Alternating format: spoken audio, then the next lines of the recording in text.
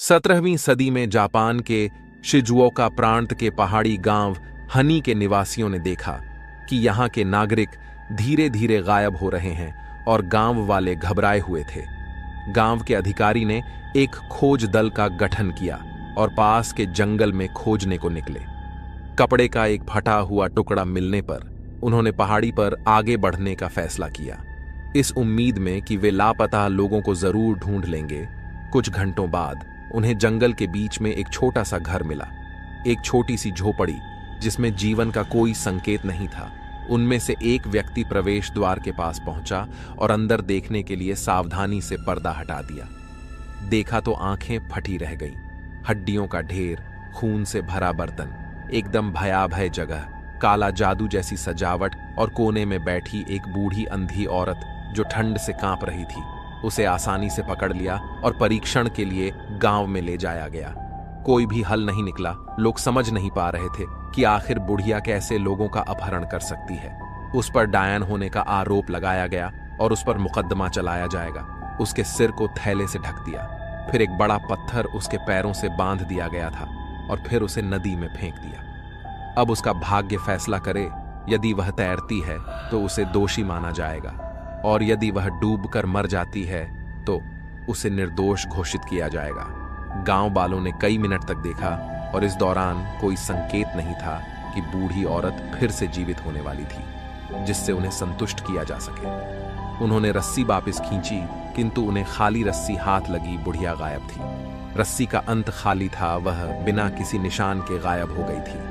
कई शांतिपूर्ण साल बीतने के बाद एक दिन जब एक किसान ने जंगल में उस बूढ़ी औरत को देखा, उसने सोचा था कि बूढ़ी औरत का किस्सा खत्म हो गया, लेकिन दूर एक पहाड़ी पर वह खड़ी हुई थी। उसके सिर पर बैग अभी भी था। वह अन्य गांवों को यह बताने के लिए दौड़ा कि वह बूढ़ी औरत फिर से लौट आई है और उनका गांव फिर से उस चुड़ैल के साए में है। किसान ने पूरे गांव वालों को बुलाया। उसने जो कुछ भी देखा उसकी कसम खाई और सभी गांव वालों को पूरी कहानी कह सुनाई। सब लोग डर गए। एक ग्रामीण लापता हो गया।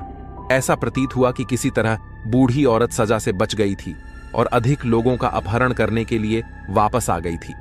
आने वाले दशकों तक गांव उसके और अधिक अपहरण करने के लिए लौटने के डर में रहता था।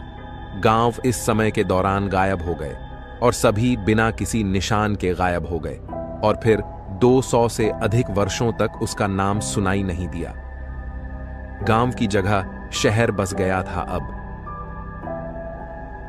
फिर एक दिन कुछ बच्चे एक साथ पार्क में खेल रहे थे, लेकिन दुर्भाग्य से गेंद पास की झाड़ियों में चली गई। एक छोटी लड़की उसे उठाने के लिए दौड़ी और जब वह झाड़ियों में गई, उसने थैले से सिर को ढके डायन को देखा। गेंद उसके पैरों के पास थी। वह बच्ची उसे देखकर बहुत बुरी तरह से डर गई और चीखते हुए बेहोश हो गई। बच्ची ने उसे पहचान लिया था, क्योंकि अक्सर उस समय के माता पिता बच्चों को उसी थैले वाली चुड़ैल के नाम से डराते थे, ताकि बच्चे शैतानी ना करें और अच्छा व्यवहार करें। उस दिन कई अन्य जगह उसे देखे जाने की सूचना मिली थी, जिनमें से कई सूचनाओं को पुलिस ने नजरअंदाज कर दिया था। हालांकि जो कहा गया था वह यह था कि छोटी सी लड़की उस दिन दोपहर से घर नहीं आई और बिना किसी निशान के गायब हो गई। उसका शरीर कभी नहीं मिला। उसे गर्मियों के बाद से नहीं देखा गया है, लेकिन यह केवल समय की बात है, जब तक वह वापस नहीं लौटती और हेड डे अमा के निवासियों को परेशान करती रहेगी।